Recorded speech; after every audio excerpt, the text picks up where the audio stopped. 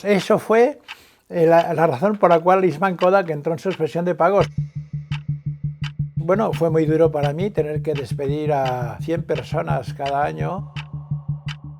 Y en Inglaterra estafó a 15.000 empleados.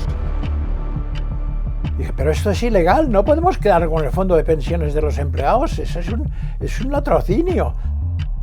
Dicen, este invento es muy bueno para la gente, pero para nosotros no. Bueno, estamos yendo a entrevistar al expresidente de Kodak España. Y fue el principio del fin de Kodak, claro. Pues si no aceptas, te vas de la empresa, fuera.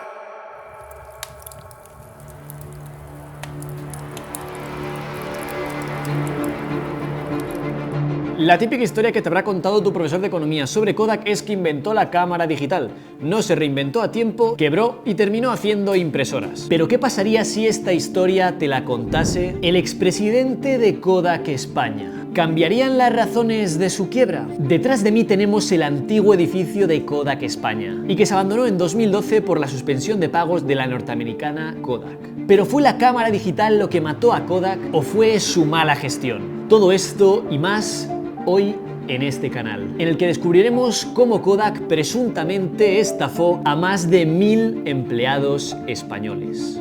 Él es Francisco Javier Boter Sans, expresidente de Kodak España. Bueno, es mucho más que eso, ha sido buzo, profesor, incluso director de Swatch, y nos ha abierto las puertas de su casa para contarnos su experiencia de Kodak desde un punto de vista más interno, más allá de noticias copiadas y bulos que se crean de una empresa tan legendaria como fue Kodak. Este vídeo ha sido posible gracias a mis amigos de Miyagi Studio, una tienda de fotografía analógica del centro de Madrid. Tenéis toda la información de su nueva tienda en la descripción. ¿Quién es Francisco Javier Boter Sans y qué tuvo que ver con Kodak? Bueno, es una pregunta que podría ser muy larga, pero acerca de quién es Francisco Javier Boter Sans, hoy en día es un señor jubilado de 83 años que tiene 4 hijos, 9 nietos y 2 bisnietos.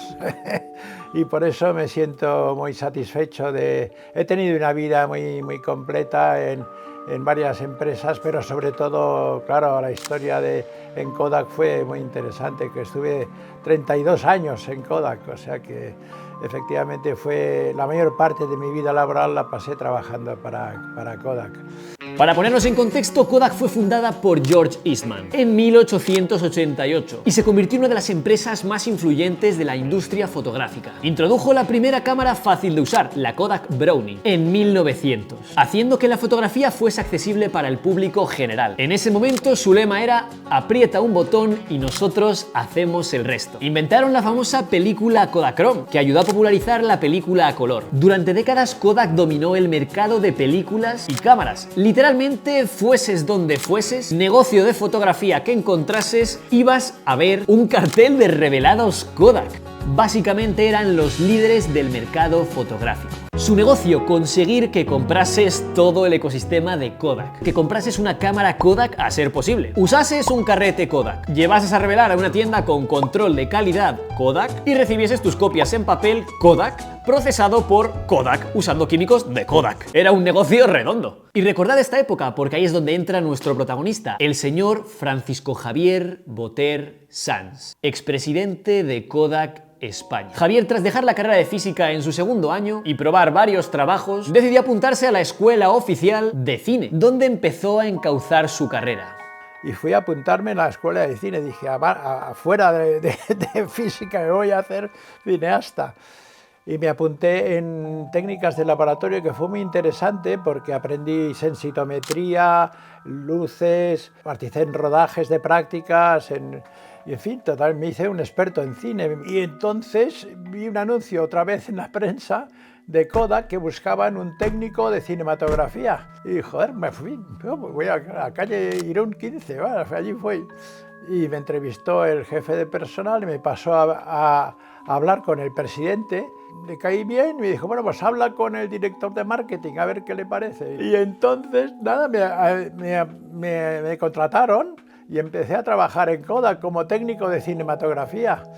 Y lo que pasa es que luego fui ascendiendo y bueno, ahí empezó mi carrera en Kodak, que estuve 32 años. Y es que Kodak en esa época era internacional. Tenía plantas en Canadá, China, México y sobre todo en España, cada una con su propio nombre. Aquí en España era conocida como Kodak SA, pero también existía Kodak Argentina, Kodak Paté, una ramificación de Kodak dependiendo del país donde operase Kodak. Pero su centro de operaciones estaba en Rochester, Nueva York. Bueno, Kodak era un monstruo con 120.000 empleados en todo el mundo. Solo en Rochester, la ciudad donde estaba la central de Kodak, había más de 60.000 empleados. A mí me mandaron, al año me mandaron precisamente a 3 meses a Rochester para que me familiarizara con lo que era la empresa. Y estuve durante 3 meses visitando toda la compañía. Estaba con un señor que era de Dinamarca, se llamaba Per Bigom, y yo, los dos. Y teníamos que ir departamento por departamento, recorrimos toda la empresa. Llegábamos a un departamento, nos recibía el director, nos presentaba el organigrama de la compañía, nos presentaba a sus jefes, y entonces, ¿tienen ustedes alguna pregunta? Y pues hacíamos preguntas, intentábamos hacer preguntas inteligentes y luego nos presentábamos una vuelta por el departamento, conocíamos a la gente y muchas gracias. Ahora al siguiente departamento, así me recorrí, pues contabilidad, investigación, fabricación, distribución, marketing, toda la compañía en 3 meses.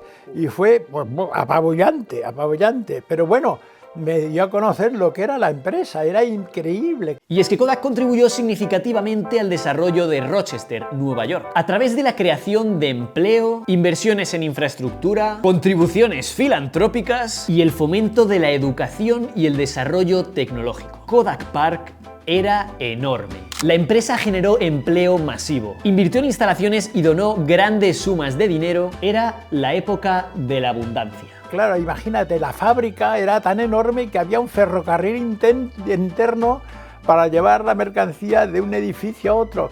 Creo que había 40 edificios en la fábrica. Kodak Park se llamaba, enorme. Y el Distribution Center, no te digo, era el centro de distribución, el almacén, era enorme. La gente tenía unas motocicletas eléctricas para poder desplazarse de un extremo a otro del almacén a buscar la mercancía, porque era tan enorme. O sea, ante lo que era Kodak, era un monstruo en todo el mundo. Dentro de esta monstruosidad había un departamento que hacía competir a Kodak por encima de los demás, su departamento de investigación y desarrollo. Para atraer innovación y seguir sacando excelentes productos, Kodak tenía un centro de I+D, en el que empleaba más de 4.000 personas únicamente. Muchas patentes e inventos se descartaron, muchas otras se utilizaron y muchas otras se las prefirió ocultar. Con una gota de sangre te hacían un análisis de sangre completísimo en un momento. Y Kodak había sacado un aparato que hacía 700 análisis por hora y era para grandes hospitales. Pero resulta que esta máquina tan maravillosa y que este negocio de Kodak tan bueno, que estaba aumentando un 35% cada año, vendíamos cada vez más analizadores y tal, Eastman Kodak decidió vendérselo a una compañía de análisis clínicos importante, que lo que hizo fue que, como este invento de Kodak les hacía la Pascua, porque ellos hacían análisis cogiendo muestras de sangre, lo archivaron, dejaron de vender estas máquinas y el invento de Kodak. Claro, muchas veces las empresas dicen, este invento es muy bueno para la gente, pero para nosotros no, o sea que vamos a seguir con el nuestro, y es lo que pasó. Y como veis, el negocio de Kodak no era solo la fotografía, aunque más tarde veremos el gran error que cometió uno de sus directivos, condenando a Kodak a su futura ruina. Y el resultado fue que estos tíos,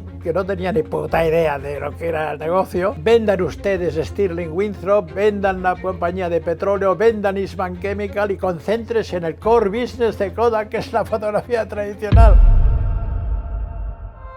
Que sí, que ya vengo con la cámara digital. Entre estos inventos se encontraba la famosa cámara digital de Kodak, que desarrolló en 1975, que no el sensor. El sensor digital fue descubierto 6 años antes. Dijeron, esto puede ser el principio del fin de la fotografía química, que es nuestro gran negocio.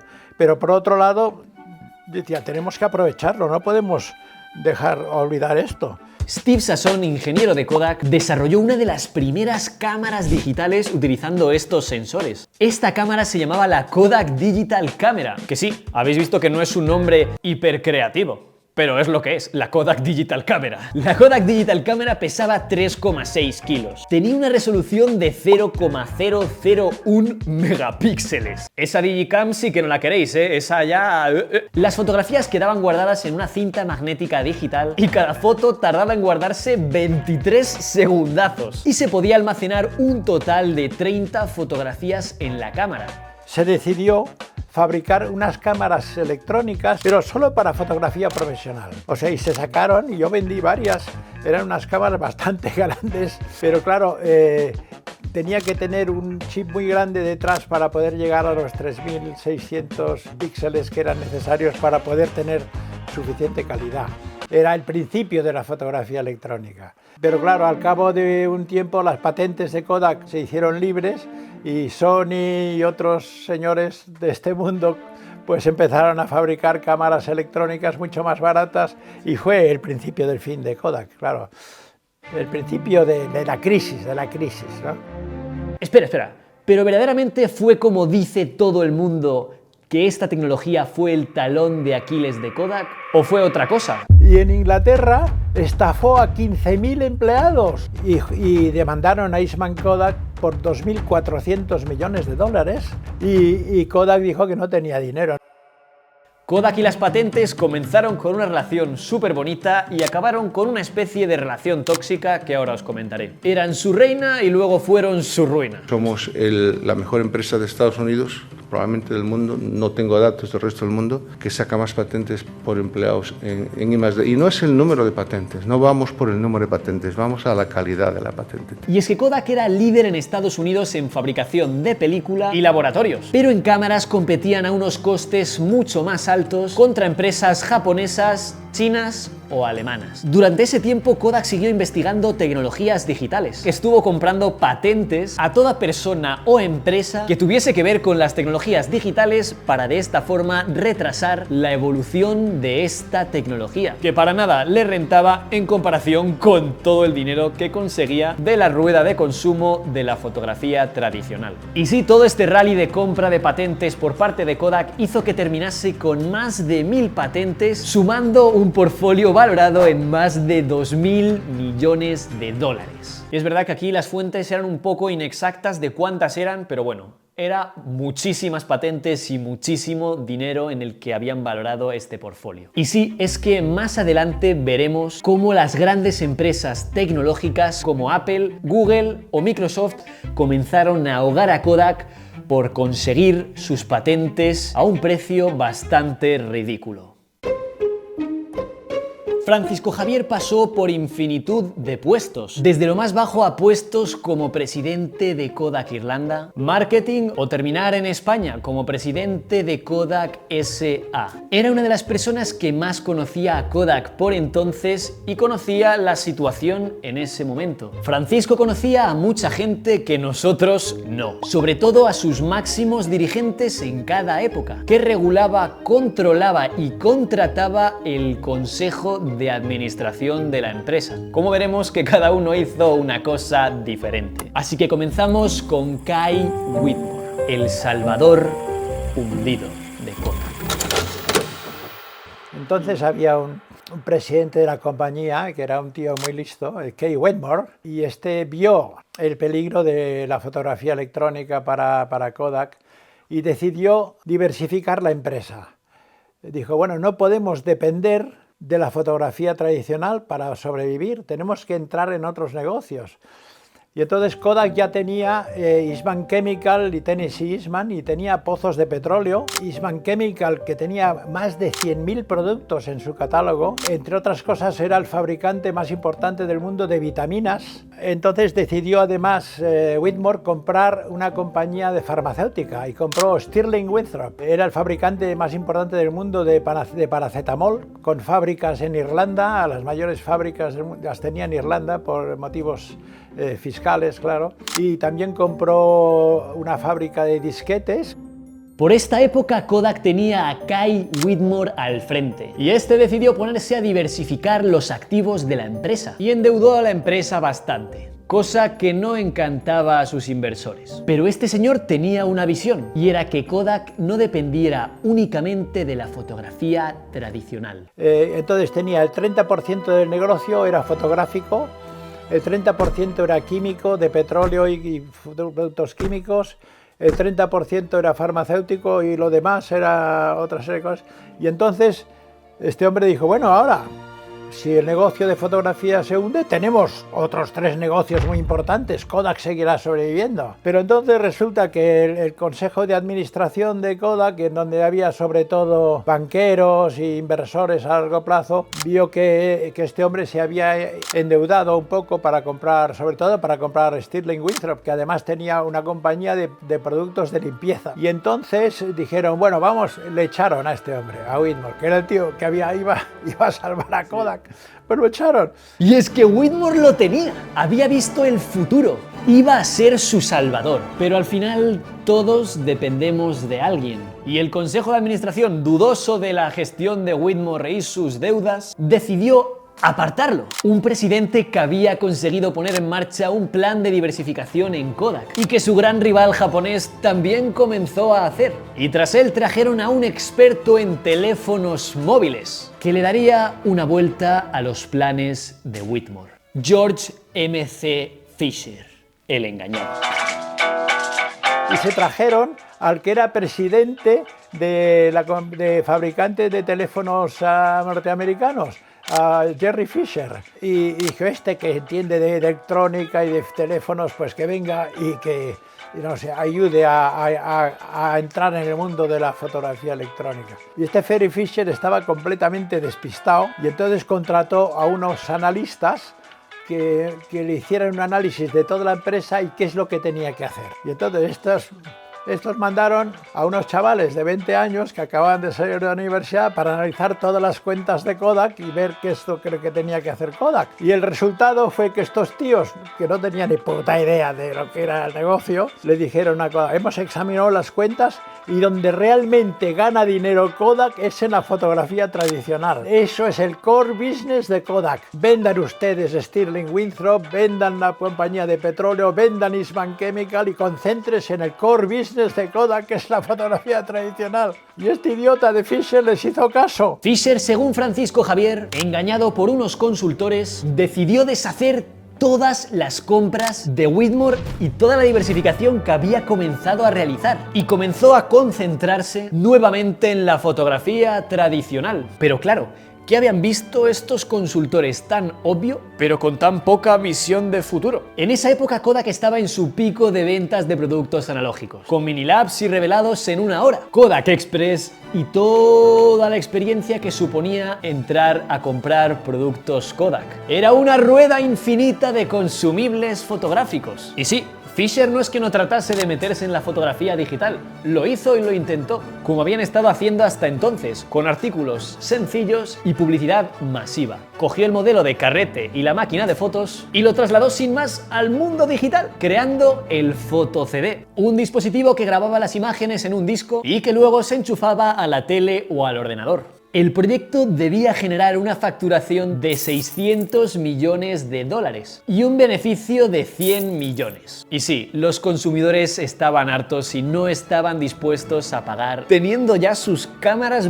baratitas de fotos que fabricaba todo el mundo. Este Fisher sacó algunas cámaras electrónicas por primera vez, tratando de competir con las japonesas y y las de Fuji, pero no había manera de competir porque los costes de fabricación en Estados Unidos eran como el doble de los costes en China y en Japón.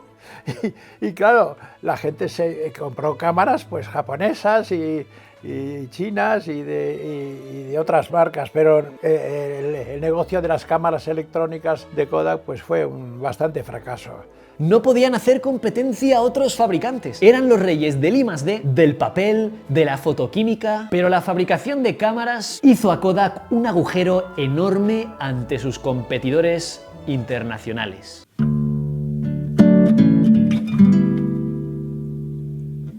La verdad es que todo este reportaje vino a mi cabeza leyendo uno de los libros de nuestro protagonista Javier, en el cual comenzó a hablar de un tal Daniel Karp y de cómo había elaborado un malvado plan. Todo giraba en torno a los planes de pensiones y parecía que no había sido la fotografía digital la asesina de Kodak. Había algo más detrás. ¿Quién era Daniel Karp y por qué estaba recortando plantilla de esta forma? Y aún más importante, ¿por qué nuestro protagonista Francisco Javier decía que tenía un malvado plan? En 1995, usted terminó su tiempo como presidente de Kodak España. Sí. ¿Por qué acabó su tiempo en ese puesto que era para usted era un puesto soñado?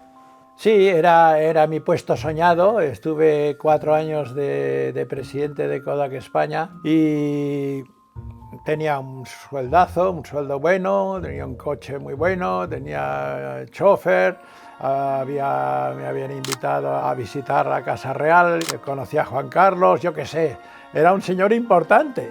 En 1995, Javier subió al puesto que tanto había soñado. Tras haberse recorrido el mundo en diferentes puestos del gigante norteamericano. Y tras mucho tiempo moviendo a su familia de aquí para allá, por fin volvió a casa, a su querida Kodak S.A. En ese tiempo uno de sus jefes directos era el señor Daniel Karp y trabajaban codo con codo. Pero tenía un jefe que era no sé cómo llamar, no quiero insultar a la gente, pero no me llevaba nada bien con este hombre. Y entonces empezó la crisis de Kodak y nos obligó a despedir al 13% del personal de cada empresa cada año. Bueno, fue muy duro para mí tener que despedir a 100 personas cada año aproximadamente de la empresa. Tenía 1.400 empleados en Kodak España. Teníamos sucursales en Barcelona con laboratorios, teníamos un laboratorio enorme en Colmenar Viejo, teníamos sucursales en Bilbao, 2 sucursales en Canarias.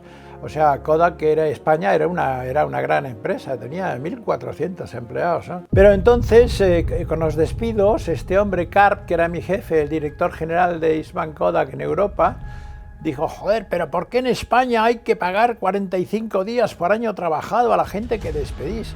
Digo, es la ley, es lo que si es un despido improcedente, que sin ninguna base y despides a una señora, porque no podemos justificarlo, porque la empresa es muy rentable, pero tenemos que despedirlo, pues hay que pagarle lo que establece la legislación para evitar líos, porque si no tendremos una serie de pleitos laborales que no nos interesa.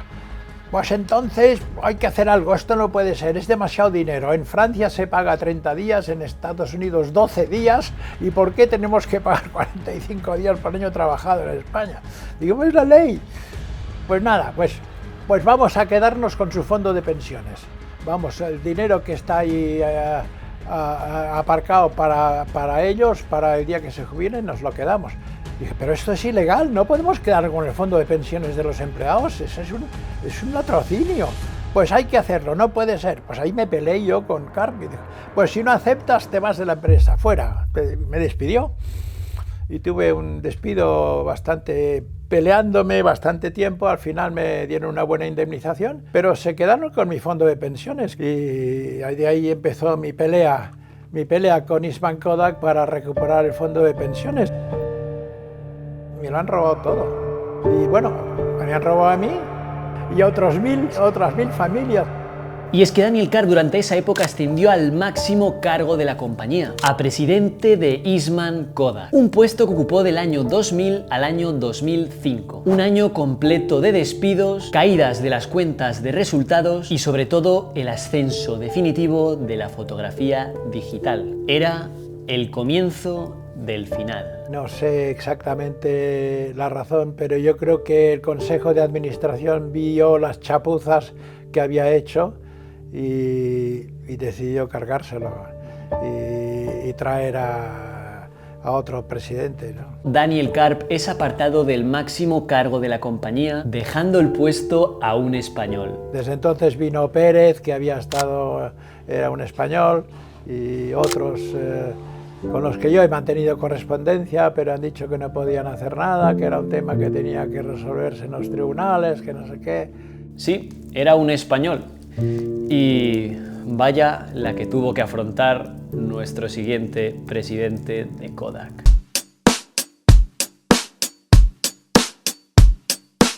Pero ¿quién vino después de Karp y recibió la compañía en tremendo declive y trató de soportarla? Mi nombre es Antonio Pérez y soy vuestro nuevo líder y aquí tenemos un problema que no se puede solucionar. Vosotros pagáis el colegio de vuestros hijos, manufacturando y haciendo películas, pero no la compráis. Sí, él era Antonio Manuel Pérez Álvarez. Era el único español que había estado en el máximo cargo de Kodak en toda la historia de la empresa. Teníamos en aquel entonces 70.000 empleados en la empresa, de los cuales el 95% trabajaba para la película. Y es que no fue fácil para él. Antonio, bajo su cargo, tuvo que despedir a muchísima gente. Cuando yo llegaba ya sabía lo que iba a pasar. Le decía, por favor, si alguno de vosotros tiene una cámara digital en su hogar, por favor que se levante. 50.000 personas dejaron la empresa en los próximos 4 años. Él vino de HP y ya fabricaba impresoras. Así que desde su punto de vista, al igual que otros presidentes trataron de aplicar el suyo, él comenzó a aplicar su propia transformación tecnológica a Kodak en sistemas de impresión. Y así es como Kodak comenzó a ser una especie de copia de HP. Pero algo muy importante es que comenzó a utilizar las patentes de Kodak para demandar a otras compañías. Creé un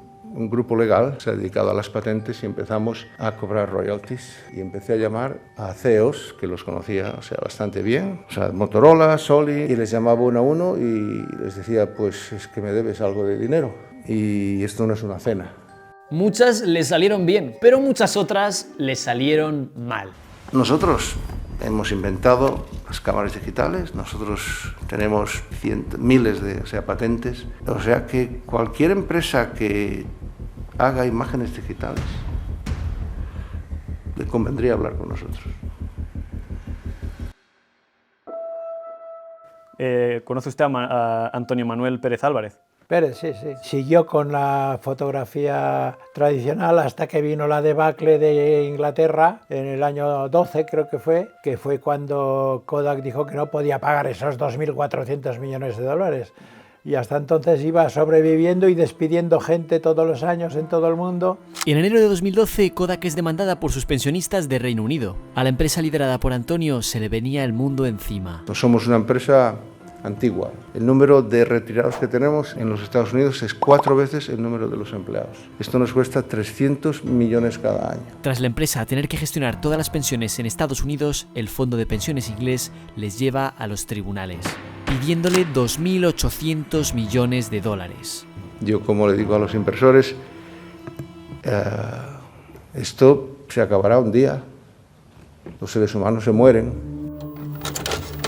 Y al final Kodak tuvo que intentar conseguir préstamos y tal, pagó algo de dinero a los empleados de Inglaterra, a los jubilados, al patronato de jubilados. La reacción de Kodak, utilizar lo que sabía Pérez y le había estado funcionando hasta entonces, usar sus patentes a cualquier precio. Patentes valoradas en 4.000 millones de dólares que fácilmente pensaban que les sacarían de este apuro. Ese mismo mes, antes de acogerse al capítulo 11, un sistema de bancarrota de Estados Unidos, Antonio presentó una serie de demandas alegando infracción de patentes contra Apple, Fujifilm, HTC y Samsung. Patentes sobre imagen digital debido a la venta de teléfonos móviles con cámara, tablets y otros dispositivos. El resultado, se alegó que la patente era inválida y se dictaminó que ni Apple ni RIM habían violado las leyes de comercio, que en caso contrario te habrían dejado sin el iPhone con el que igual ahora estás viendo esto. Estaban contra las cuerdas. La venta de patentes era necesaria para hacer frente a la demanda de más de 2.800 millones de dólares de sus ex empleados ingleses y así salir del capítulo 11, la suspensión de pagos por bancarrota.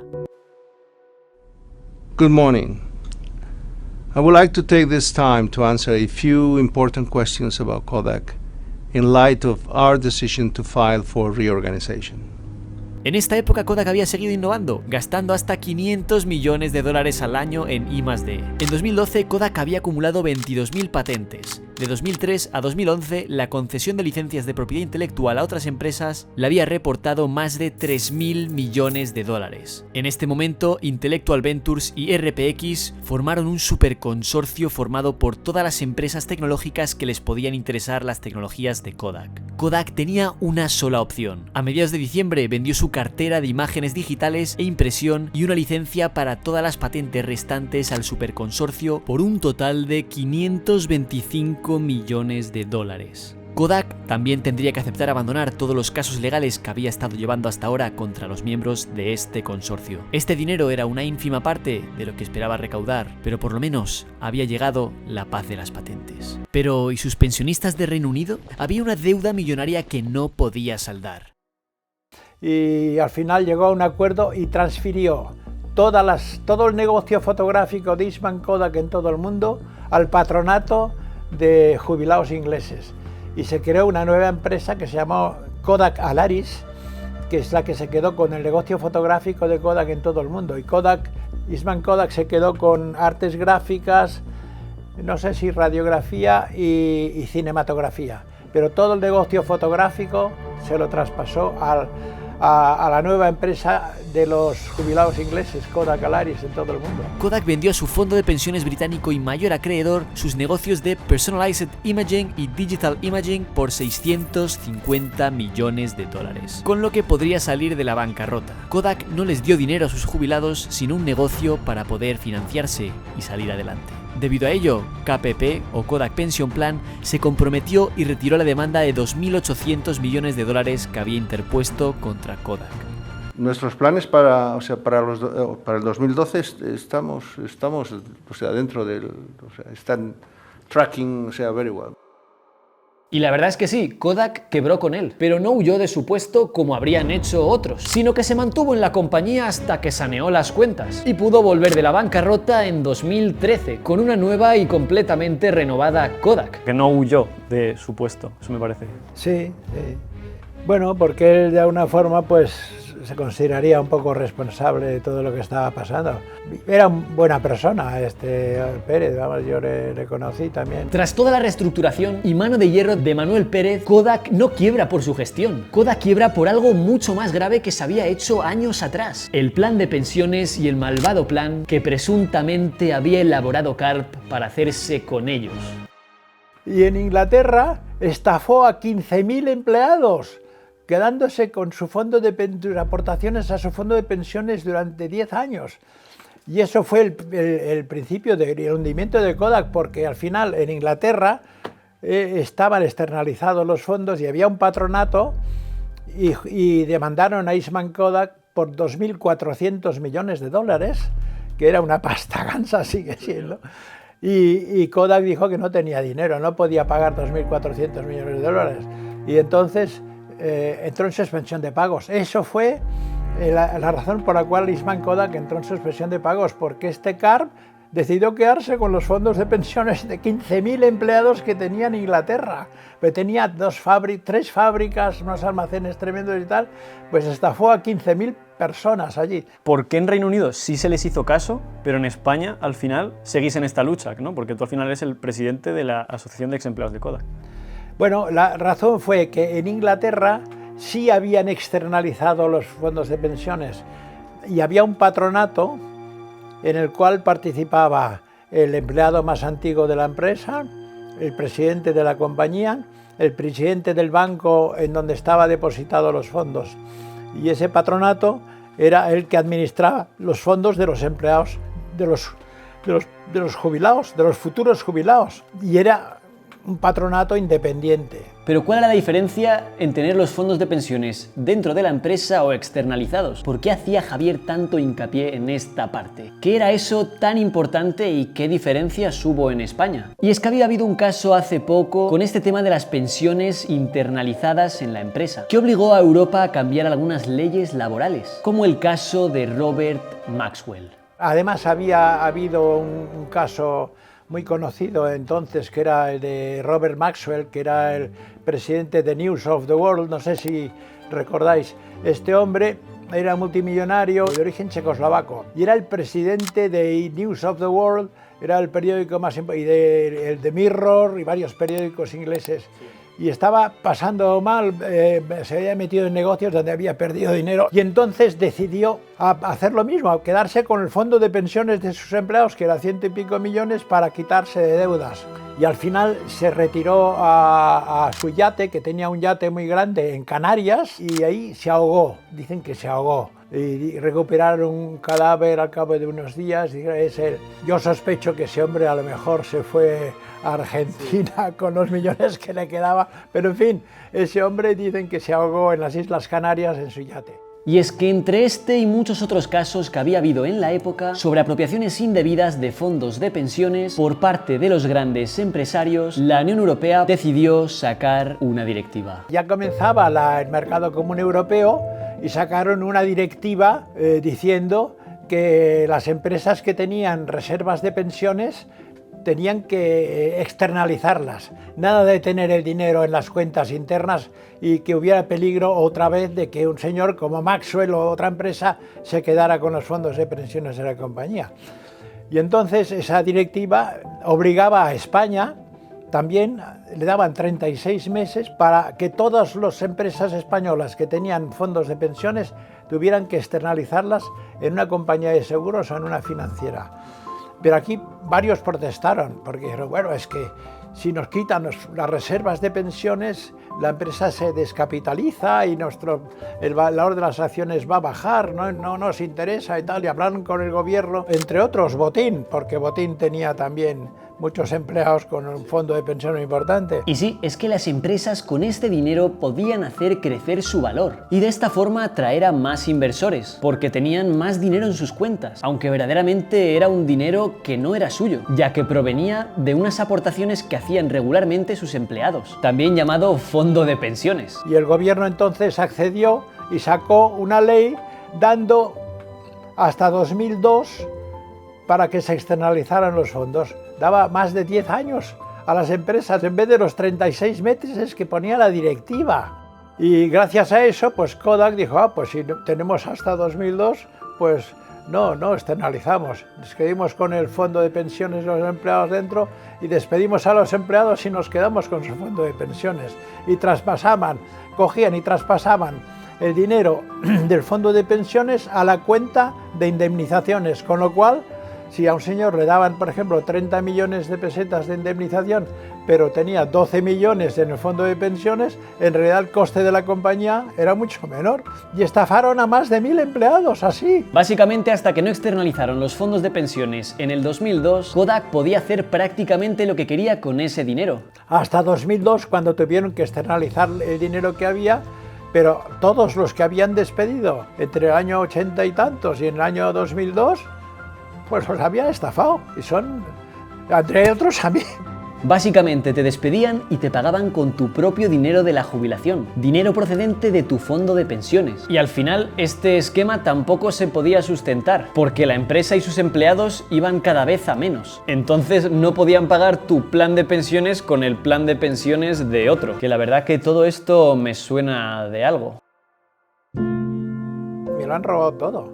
Y bueno, me han robado a mí y a este señor que está aquí, es mi secretario de la Asociación de Antiguos Empleados de Kodak, y a otras 1000 familias. Varios han fallecido, pero si conseguimos en la reclamación que estamos haciendo al gobierno ahora recuperar el dinero, pues sacaremos de la ruina a más de 1000 familias. Algunos pues han fallecido, entonces era la viuda y los hijos y los nietos los que recibieran la indemnización, porque era el dinero de su padre.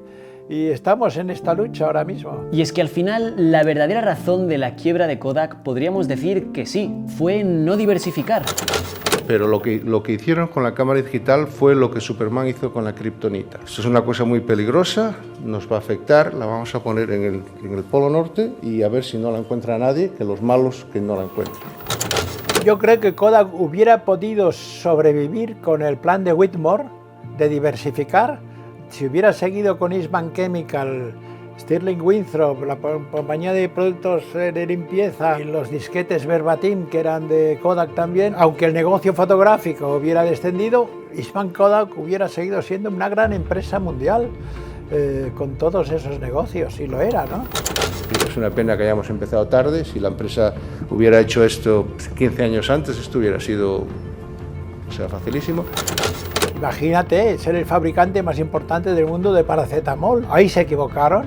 al despedir a Whitmore, que había hecho un plan de diversificación que fuera a mí me parecía muy inteligente y hubiera sido la salvación de Kodak. Pero sobre todo, la mayor razón por la que quebró Kodak fue por infravalorar el poder que pueden llegar a tener un montón de empleados unidos. Acabamos de presentar una reclamación. Consideramos que el gobierno responsable, el Estado español, es responsable al no haber trasladado la directiva de la Unión Europea de la Comunidad Europea que obligaba a externalizar los fondos y al dar 12 años de plazo a las empresas, es responsable subsidiario de haber permitido que se robara ese dinero. Hay más de 100 folios con testimonios de todas clases, copias de nóminas. Desde la nómina te quitaban dinero para el fondo de pensiones después de pagar los impuestos y se apostaba al fondo de pensiones, o sea que era dinero de los empleados procedente del sueldo, y Kodak se lo ha quedado todo. Entonces sugerimos que el gobierno conceda un crédito de 120 millones de euros a una auditoría que hemos citado para que ésta se encargue de administrar ese fondo e indemnizar a todos los empleados de Kodak que han sido estafados. Y por otro lado, también decimos al gobierno que tome la decisión irrevocable de multar a Eastman Kodak Company con 180 millones de euros por haberse apropiado indebidamente del dinero de sus empleados. Kodak ha sido 30 y tantos años de mi vida, lo he pasado muy bien, he hecho muchos amigos y me he peleado algunas veces, me he peleado con abogados, me he peleado con algunos técnicos que no estaban de acuerdo conmigo, pero me siento muy orgulloso de haber hecho muchas cosas muy importantes para Kodak y haberle ayudado a ganar, yo diría que miles de millones de dólares adicionales gracias a mi ayuda. O sea que me siento orgulloso de mi aportación a Kodak y me siento muy satisfecho de todos los amigos que he hecho en Kodak durante muchos años. Así fue una experiencia muy agradable, con algunos pequeños disgustos. Siempre, no todo es perfecto, como sabes. He tenido 2 matrimonios, 2 divorcios, 4 hijos, 9 nietos, 2 bisnietos y me siento muy feliz y satisfecho también muy satisfecho de los otros 10 años de mi vida trabajando para el mundo de la relojería. Pues muchísimas gracias, Javier. Estupendo. Gracias, Jaime.